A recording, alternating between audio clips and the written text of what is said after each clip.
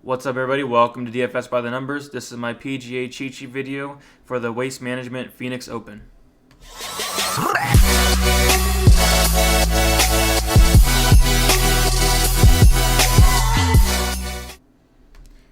Alright, what's up, guys? Welcome to the video. First off, if you guys can give this video a like, I'd really appreciate that, and also subscribe if you haven't yet.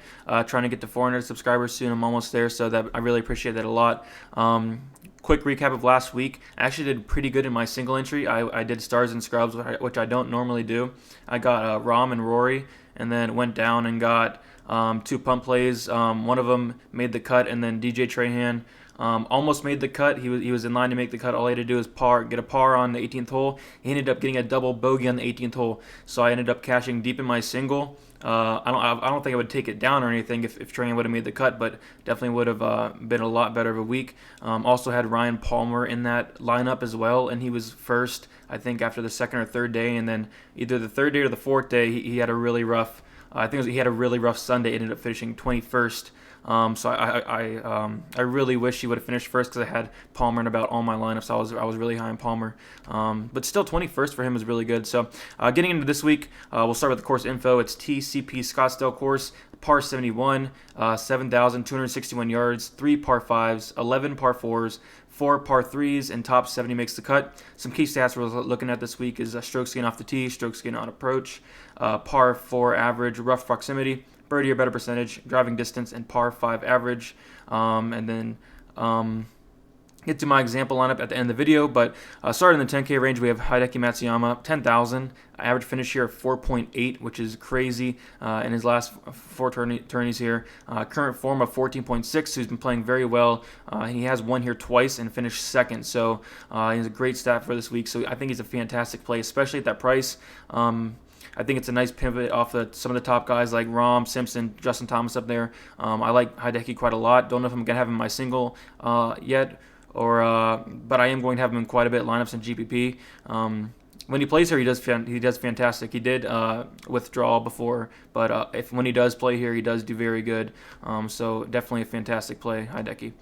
John Rahm, always a good play, just expensive. Finishes here of 10, 11, 16, and 5. He has finished 10th and 2nd this year. He did finish 2nd this past tournament. 4th in strokes gained off the tee, 6th in strokes gained on approach, approaching the green, 7th in par 4 average, and 3rd in par 5 average. Just a great stat fit. Probably I believe it's the best stat fit of the week here, of course. But he is very expensive, so it's going to be kind of hard to get him in your lineups, especially with not much value plays this week in the punt range. But he is a good play if you can fit him in your lineups for sure. I probably a guaranteed top 10, if not top 15. I like John Rahm quite a bit. I'm going to try to get him in as much lineups as possible, but it is hard to get him in there with that big price tag. Webb Simpson, 10,300, finishes here of 20.84, 2 and 14. He has great current form. He has an average finish of 4 in his 3 tournaments this season. He's first in strokes gained on approach, first in par 4 and par 5 average. Another really great stat fit, Webb Simpson, 10,300. Like I said, a nice pivot off of some of the top guys here. If you can fit 2 top guys in a lineup, that's what I did last week. It worked out pretty good. I might be looking to do that again this week. But like I said, the punt ranges aren't the best this week, so it's going to be kind of tough to do that. 9K range, Xander Schauffele, 9,900, finishes of 10 and 17 here, finishes of 82, 2 and 10 this season. He's first in strokes gained off the tee, 9th in strokes gained approaching the green, 3rd in par 4 average, and 7th in par 4 average. Yeah, he's a great play, 9,900. I think that's a very fair price. Gary Woodland, 9,300. This guy screwed everybody last week, including me. I had him in some lineups. He's a little inconsistent here.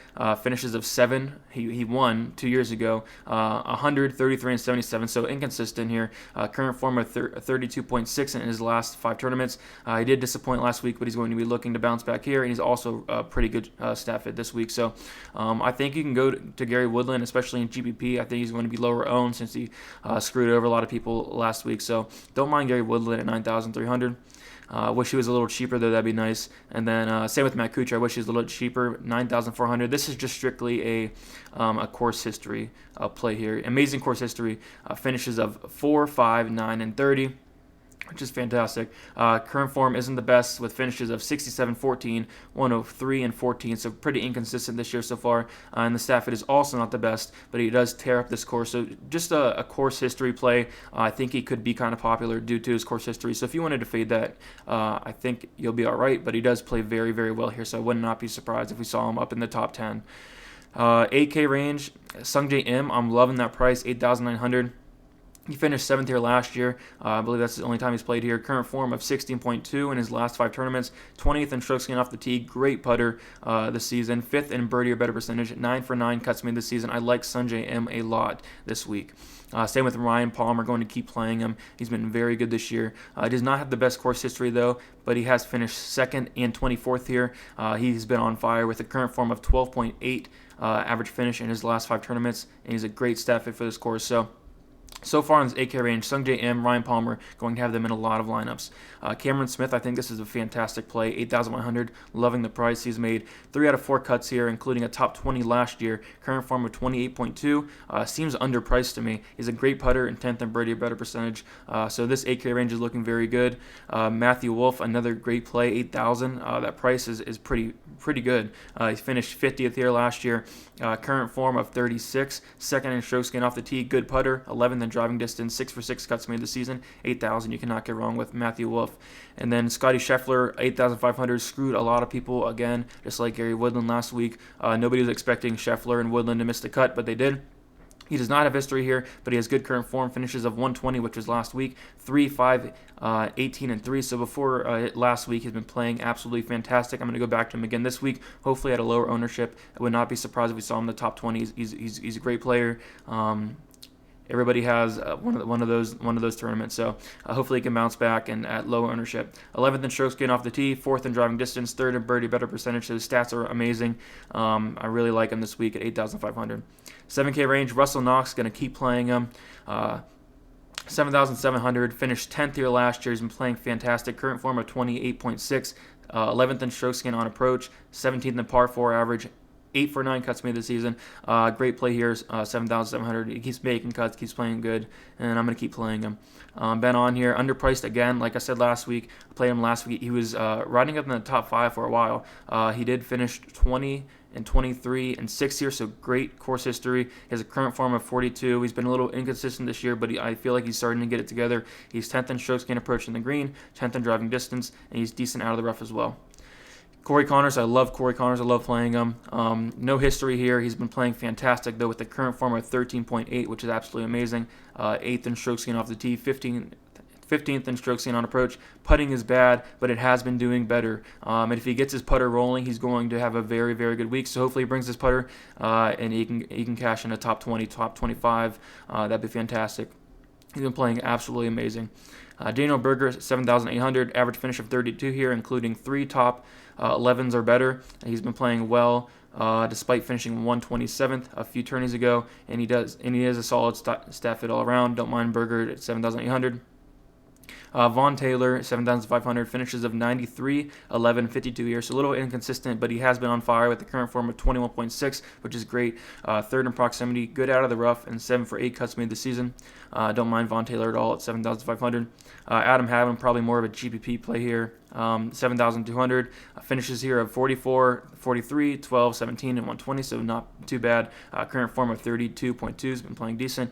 10th in strokes gained on approach, 20th in par 4 average, 5 for 5 cuts made this season. Can't go wrong with Adam Hadwin, just more of a GPP play here because he can blow up and have one of those tournaments where he finishes 130th, or he can have a good tournament. So wouldn't go all in on Hadwin, but he's a decent play. Brian Harman, 7,800, has made 4 straight cuts here, which is pretty good. Not the best current form, average finish of 49 in his last 5 tournaments, but he does play decent here. So he's 9th in rough proximity and 17th in par 4 average. I'd rather play Corey Connors, Ben On, and Russell Knox. But if you want to pivot off those guys at lower ownership, Brian Harman is a decent play.